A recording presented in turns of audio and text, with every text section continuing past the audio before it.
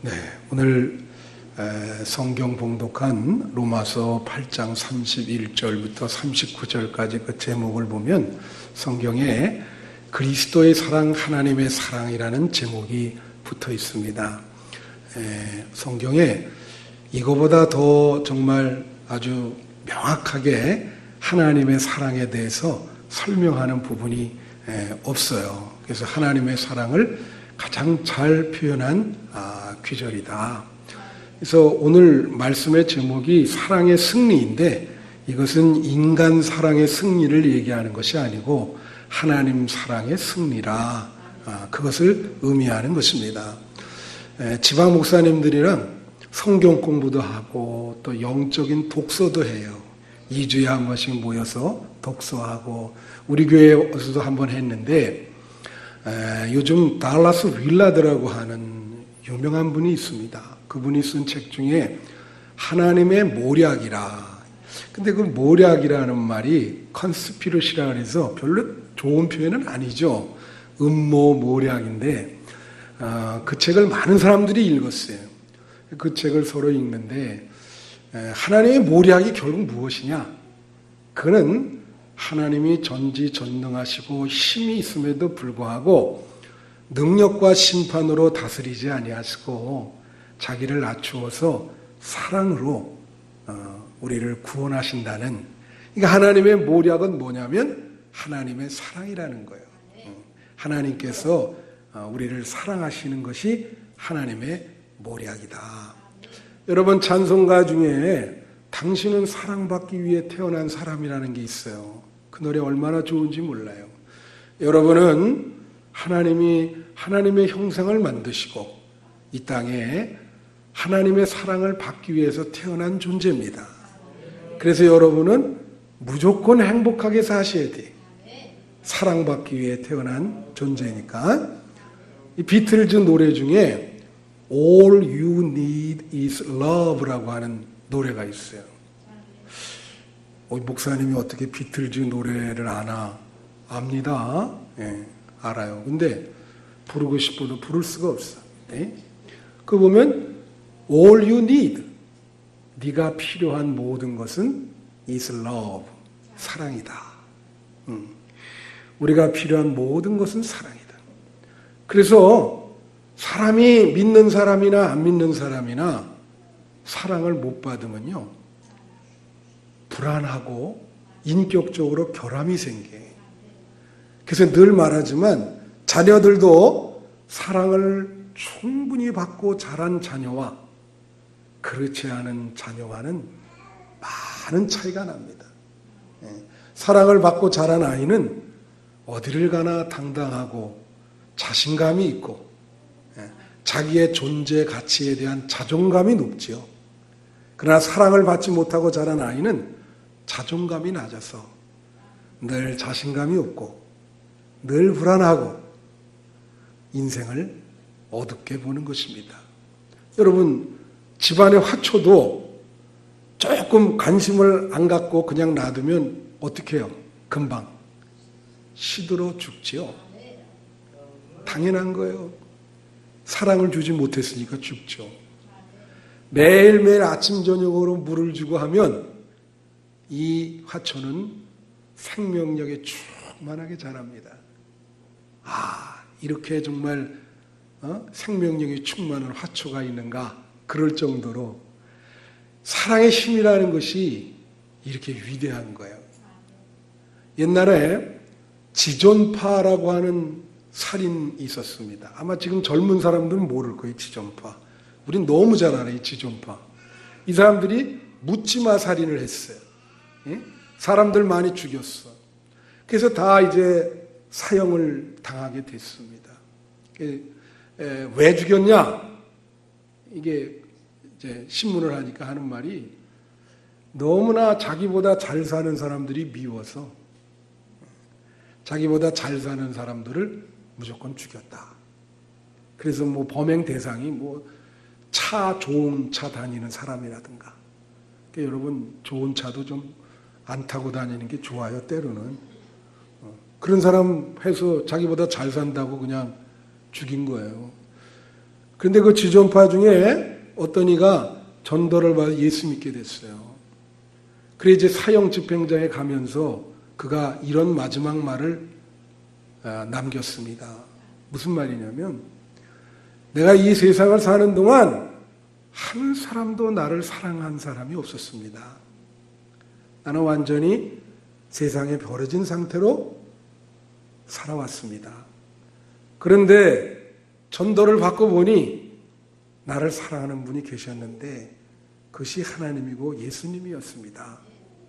이 사랑을 일찍 발견했으면 저는 사람을 죽이지 않았을 것입니다.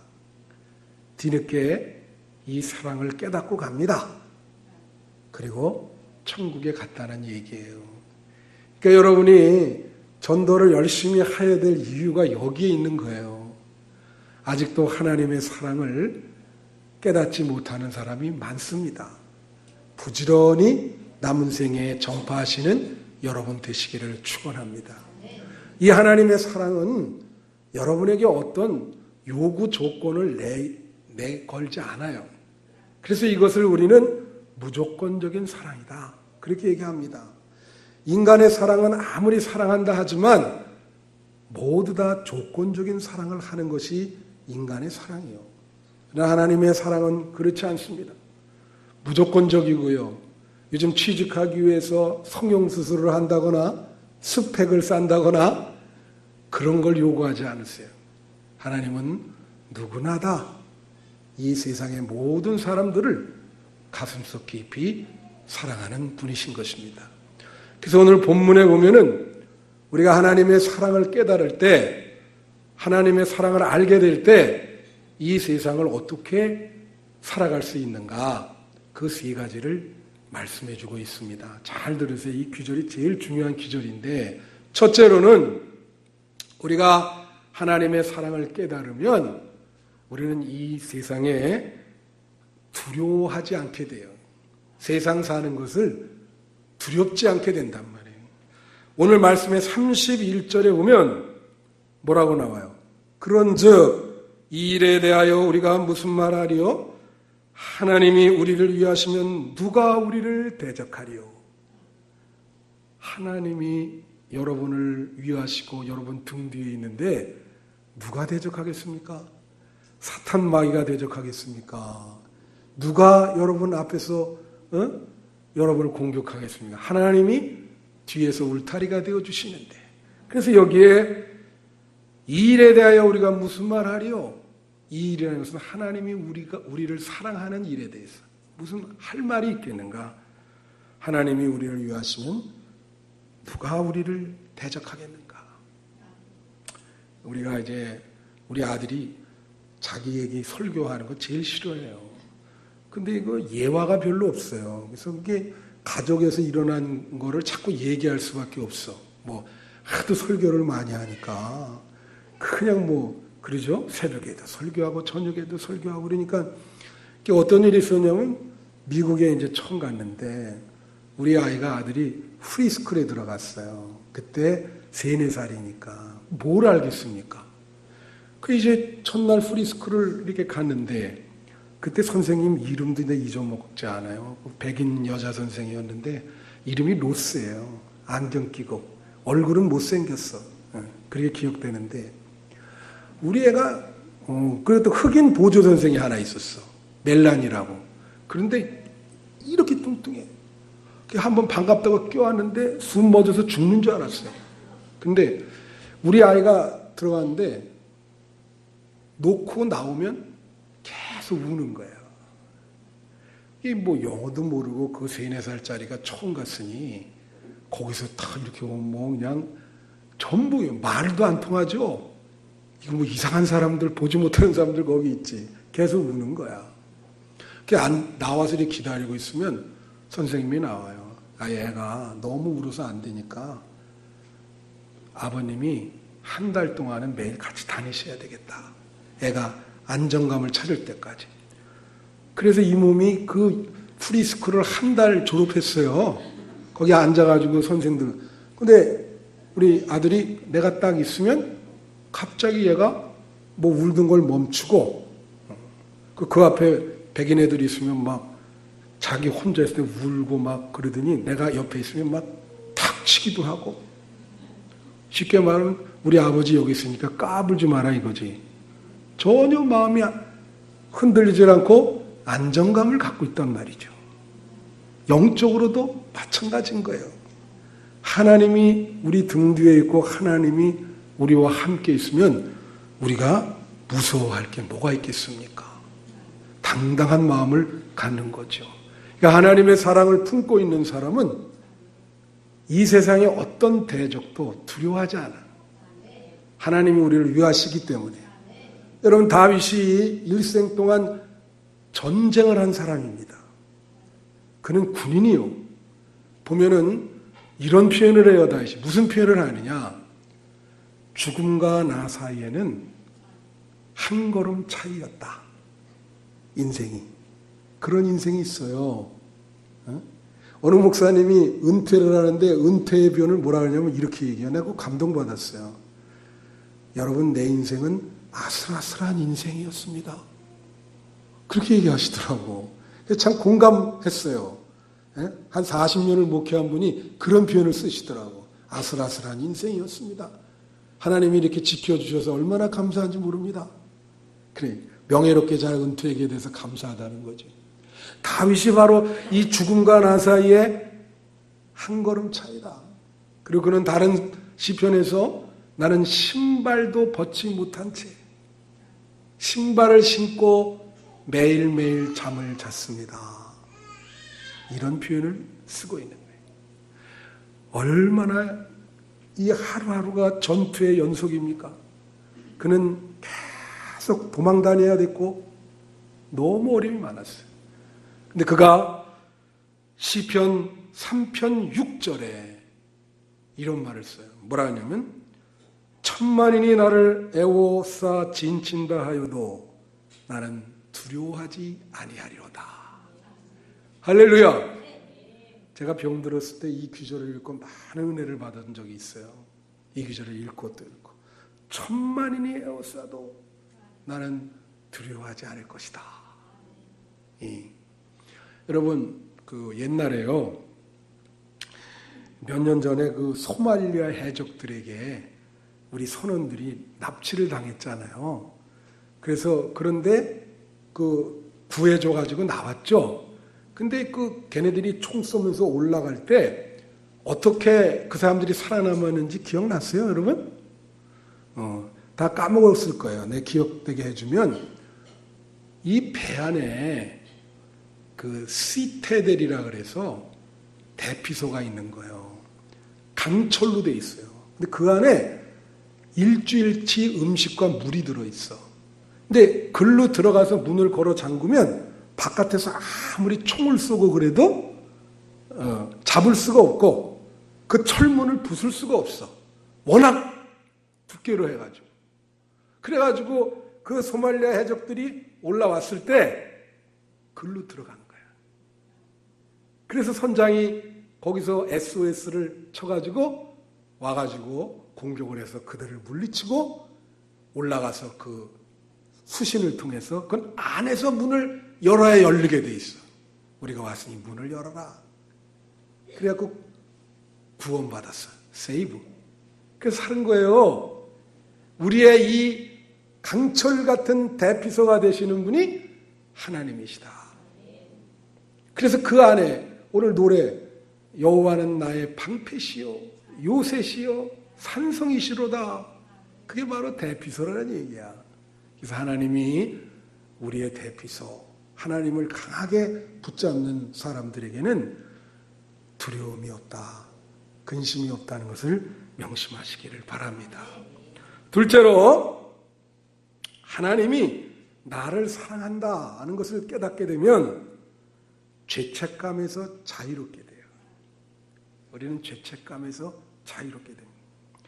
로마서 8장 33절을 보면 이런 말이 있습니다. 누가 능히 하나님께서 택하신 자들을 고발하리요? 의롭다 하시는 하나님이시니. 그리고 나오면서 34절에 누가 정죄하리요? 그렇게 나와 있어요. 예수 믿는 사람은 십자가의 보혈을 통해서 용서를 받았잖아요. 믿습니까? 여러분의 과거, 현재, 미래의 죄까지 십자가 보혈을 통해서 용서를 받았어요. 그래서 우리는 더 이상 죄책감으로 괴로워할 필요가 없고 주님의 자비와 용서를 받았기 때문에 마음의 평화를 느껴야 됩니다. 그래서 우리 신학자 폴리가 이런 말이에요. 사람의 마음을 괴롭히는 세 가지가 있는데 그게 하나는 공허감. 내가 지난 세월 뭘 했나. 또 하나는 죄책감. 그리고 다른 하나는 공포감이라 그랬어요. 공허감, 죄책감, 공포감이 우리의 마음을 괴롭힌다. 근데 우리가 예수를 믿으면 이 모든 곳에서 자유함을 얻을 수 있다. 여러분, 조금 어려운 말을 할게요. 잘 들으세요. 이 서양 사람들이 왜 축복을 많이 받았냐. 이 서양 사람들이요, 죄의식이 강해요. 제가 서양을 경험해 봤더니, 아까도 그런 얘기 나왔지만, 우리나라 사람은 사실 미안한 얘기, 나도 한국 사람입니다. 법을 잘 안 지켜요. 기본적으로. 그리고 법을 지켜도 교묘하게 머리를 써서 아주 그 고단수가 돼가지고 잘 빠져나가. 근데 대체적으로 이 좀 서구 문명에 있는 사람들은 법을 잘 지키려고 그래요. 물론 거기도 안 지키는 사람도 있지만 제가 말하는 건 일반적으로, in general, 일반적인 얘기를 하는 거예요. 근데 거기에 보면 제가 미국에서 공부할 때 놀란 게 있어요. sin tax라는 게 있어. SIN이 죄거든요. 죄에게 붙이는 세금이에요, 이게. 우리나라에 있어요? 아멘. 우리나라에 없죠. 서양에는 그런 세금. 그게 죄한테 붙이는 텍스가 뭐냐면 담배세, 술, 주류. 이 술에 세금 많이 때리거든요. 이게 죄, 이게 다 죄, 신텍스에 그런 걸 신텍스라 그래요. 주마다 다르지만 그만큼 이 죄의식이 강해요. 이 청교도가 와가지고 굉장히 강한 거예요. 그런데 그 죄의식을 예수 그리스도를 통해서 해결이 된 거예요. 근데 일본 사람들은 왜 그러면 복음이 잘 전파되지 않느냐? 잘 들으세요. 이게 재미나는 얘기예요. 일본에 왜 복음이 실패하는 이유를 내가 설명해 드릴게. 잘 들으셔요, 이거를. 이 루스 베네딕트라는 사람이 뭐냐면 일본과 미국이 2차 대전에 전쟁을 했잖아요. 갑자기 일본 애들이 진주만을 공격했어. 엄청나게 죽었어. 근데 미국 애들의 그 특징이 뭐냐면 걔네들은 연구를 많이 해요.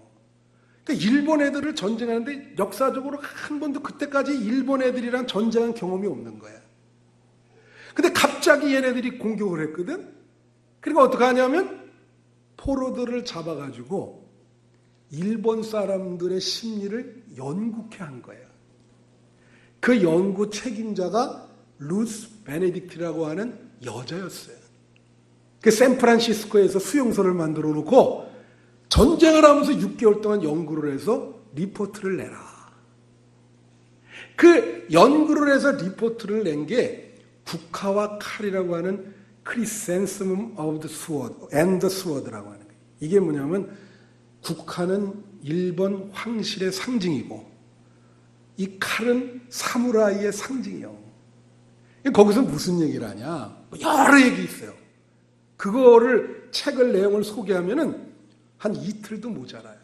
챕터마다. 근데 그 중에서 하나만 내가 얘기를 하면 그게 뭐냐면 일본 사람과 서양 사람이 다른 게 뭐냐? 일본 사람들은 죄의식이 그렇게 강하지 않아요. 뭐가 강하냐? 일본 사람이 제일 참지 못하는 거는 수치심입니다. 수치심. 그러니까 죄보다도 죄가 발각됐을 때 뭐가 있어요? 수치심. 그래서 그만큼 그 사람은 자기 죄보다 타인을 의식을 많이 한다는 거예요. 그래서 그 사람들은 자꾸 어렸을 때부터 너 남에게 폐해를 끼치지 말아라 그렇게 교육을 시킨단 말이에요. 그 사람들 얼마나. 자, 지진이 일어났어요. 우리나라는 비교되는 게 있죠. 지난번 거기 후쿠오카에 지진이 일어날 때 서양 기자들이 뭐라고 썼는지 아세요? 그 사람들이 줄 서고 음식 이거 나눠 먹는 걸 보고 마치 불교의 수도승을 보는 것과 같았다. 모든 사람들이 다 똑같이 그런 태도를 취하는 민족이 어디가 있어? 참 어렵죠, 우리는. 근데 그건 왜 그렇게 취하냐? 사실은 남의 눈을 의식하는 겁니다, 그게. 무슨 말인지 알아요? 그래서 그 사람들은 말이에요, 만약에 창피한 거 당하면 어떻게 하는지 아세요? 창피한 느낌, 그런 게 발각이 되면 어떻게 해요? 할복자살한다고. 할복자살해. 예? 그래서 그 혼내와 다마테네가 있는데 그게 뭐냐면 겉과속. 예를 들면 밖에 나가서 밥을 먹어. 일본 사람들 특징이 밥을 적게 먹는다는 거야. 나는 일본 애들이 싫어서 나는 밥을 많이 먹습니다. 걔네들 적게 먹어요. 적게 먹으면 배고파요, 안 고파요? 거기서는 호호호 나는 적게 먹어요. 그 집에 가서 그거의 3배를 먹는 거야. 그러니까 이게 남에게 폐를 안 끼치고 그 남을 의식하는 이게 죄악에 대해서 깨달음이 있어야 되는데 그게 아니고 수치심을 안 느끼려고 하는 그래서 폐를 안 끼치고 자기 노력으로 많은 사람한테 완벽한 인간처럼 보이려고 그러니까. 거기에 예수 믿으세요 그러면 그 죄를 인정하겠어요? 내가 일본 단기 선교 가가지고 부채를 나눠주면서 예수 믿으세요 그러더라고요. 그래서 너 어디서 왔냐? 그래서 내가 캐나다에서 왔다. 캐나다에서 온 애가 왜 아시아인처럼 생겼냐? 그래서 나보고 오리지널리 그럼 너 어디서 왔냐? 그 오리지널은 한국이다 그랬더니 한국으로 돌아가 임마. 왜 여기서 이걸 이거 믿는 사람 하나도 없다 우리나라는 이거. 그렇게 얘기하더라고. 그래서 참 맞짱 뜰래다가 이거 도저히 거긴 다 일본 사람들이고 그잖아요. 그래서 이게 참 중요해요. 잘 들으셔야 돼. 우리가 예수를 믿으려면 우선은 죄의 깨달음이 있어야 됩니다. 무슨 말인지 아세요? 자기 죄를 깊이 성찰하면서 인정을 해야 돼. 인정 안 하잖아요. 인정 안 하니까 자꾸 고소도 하고 고발도 하고 그냥 승복을 안 해. 2심으로 항고하고 3심 대법원에 가서 그것도 지면은 그 다음엔 대법원으로 가가지고 막 때를 쓰면서 우리가 잘못한 게 뭐 있냐 막 이렇게 나오니까 거기서 어떻게 예수 믿는 그 마음의 자리가 있겠어요? 그래서 자기 죄를 깨닫는 사람이 개신교는 성자인 거예요. 인정하는 사람이 성자인 거예요. 인정을 할 때 예수를 믿고 십자가 보혈로 그 죄가 용서받으면 하나님이 우리를 용서했기 때문에 더 이상 우리를 정죄하거나 우리를 고발할 수 없습니다. 그래서 하나님의 사랑을 깨달으면 어떻게 돼요?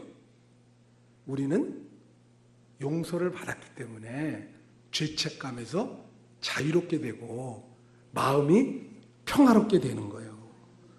믿습니까? 그래서 고린도 후서 3장 17절을 보면 주는 영이시니 주의 영이 계신 곳에는 자유가 있느니라. 자유가 있느니라. 이게 안 느네? 고린도후서 3장 17절에 나왔어요. 여러분 마음속에 그리스도의 영이 있으면 자유가 주어지는 거야. 그래서 마음의 평화와 기쁨이 생겨요. 그 죄책감에서 자유롭게 되기 때문에. 그래서 그랬죠. 여러분 결혼할 때 이제 우리 아이들도 이제 결혼시켜야 되는데 겉으로 보기에 얼굴이 어두운 사람과는 결혼시키지 마라. 척 보면 알거든요. 이게 수심이 가득히 하고 있어요. 그런 사람은 마음의 자유가 없는 거예요. 뭔가 말 못할 무엇으로 마음속에 억눌려 있기 때문에 얼굴이 어둡죠. 응? 그래서 마음이 말이에요. 참 평화로우면 늘 얼굴이 밝고 웃고, 응? 보세요, 웃잖아요. 이렇게 웃고 항상 그렇게 해야 된다고. 그런 사람과 결혼시키면 그건 100% 항상 웃으니까 마음이 편안한 사람이에요. 명심하세요. 여러분은 이 예수 그리스도의 십자가를 믿을 때, 하나님의 사랑을 받아들일 때 우리를 정죄할 사람은 없습니다. 하나님이 다 용서하셨습니다. 마음의 평화와 기쁨을 누리시기를 바랍니다. 마지막 세 번째로, 하나님이 나를 사랑하신다는 것을 깨닫고 믿으면 세상의 모든 환난을 극복할 수 있습니다. 로마서 8장 35절에 여기 보세요. 누가 우리를 그리스도의 사랑에서 끊으려? 뭐예요? 환난이나 공고나 박해나 기근이나 적신이나 위험이나 칼이랴. 어떠한 환난이 와도 그리스도의 사랑의 끈을 끊을 수 없는 거예요.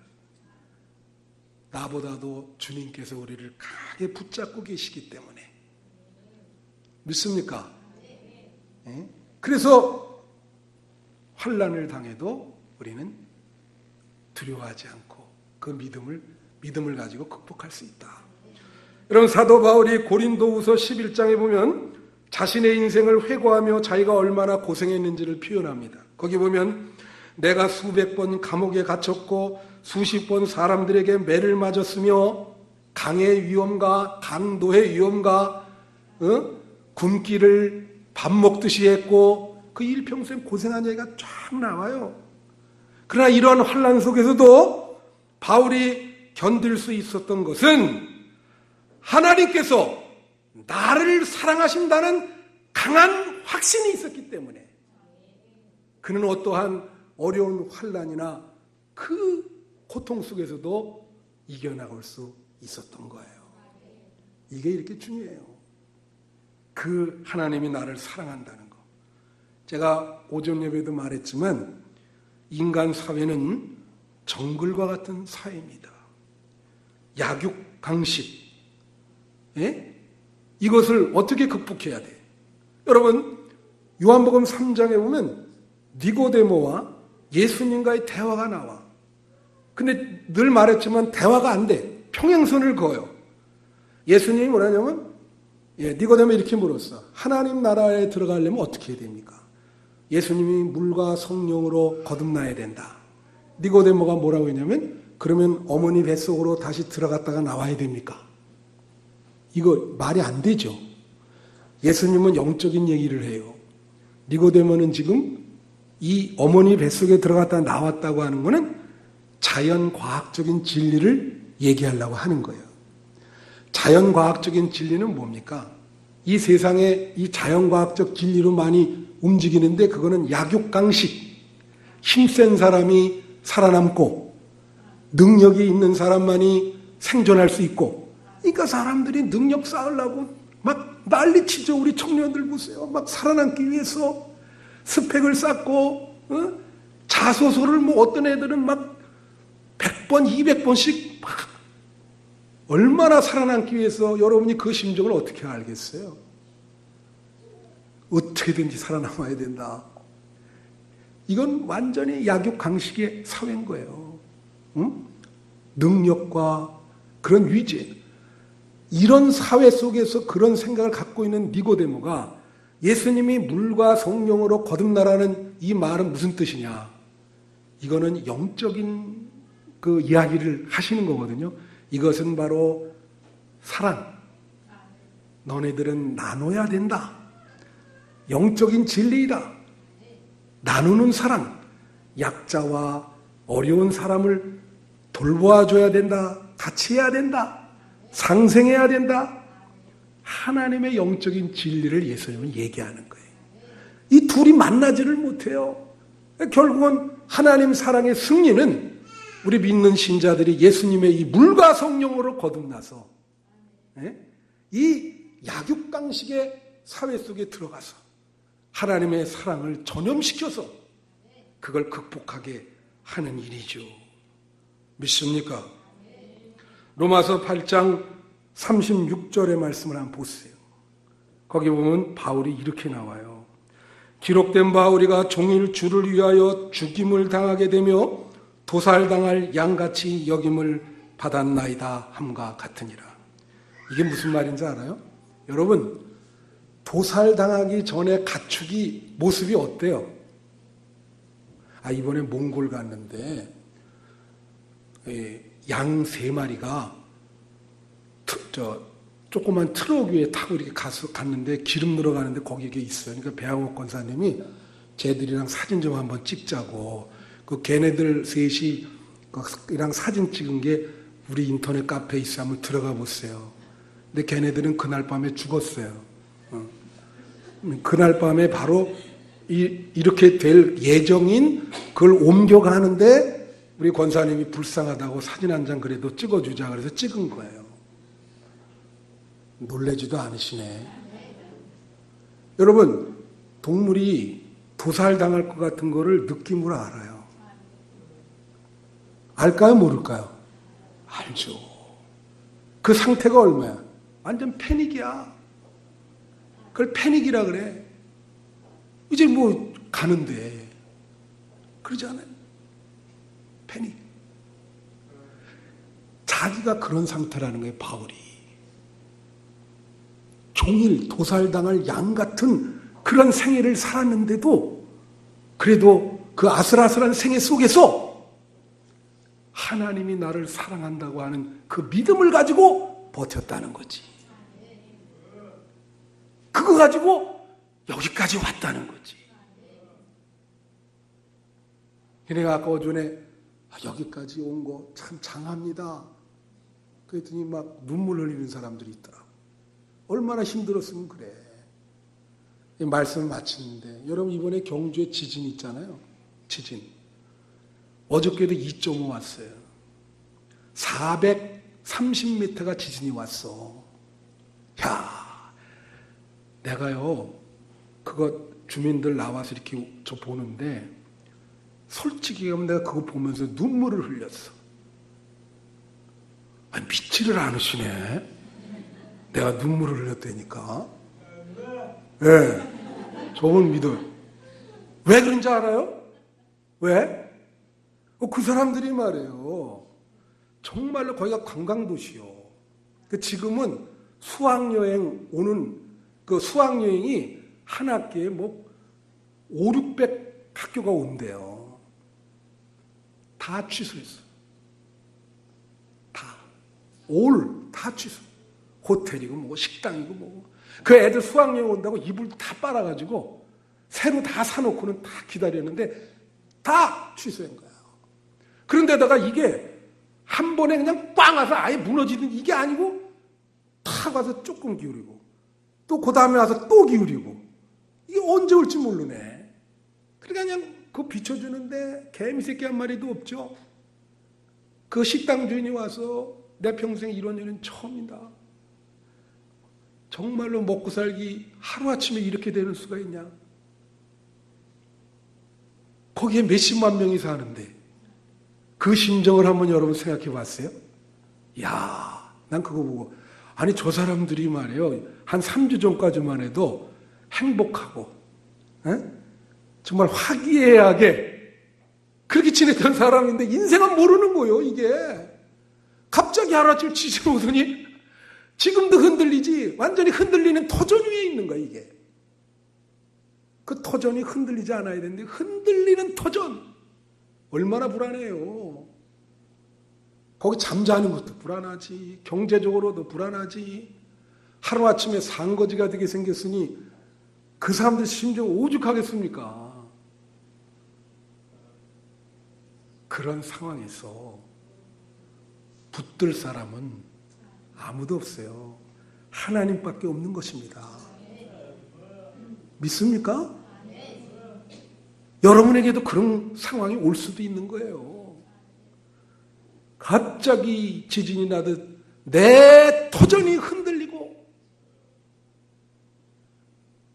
내가 어떻게 할 수 없을 정도로 패닉 상태가 돼서 이거 어떻게 하면 좋냐?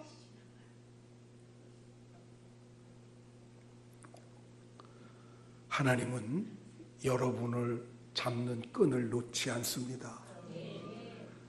하나님의 사랑을 가슴에 품고 사실 때 지진 같은 어려운 상황이 와도 그 환난을 이길 수 있을 것입니다. 명심하시고 오늘 로마서 8장 31절 39절 하나님이 우리를 이렇게 사랑하신다는 것, 그 사랑을 확신한다면 세상에 두렵거나 무서울 것이 없다고 하는 것을 확신하는 여러분 되시기를 축원합니다. 기도하겠습니다. 하나님,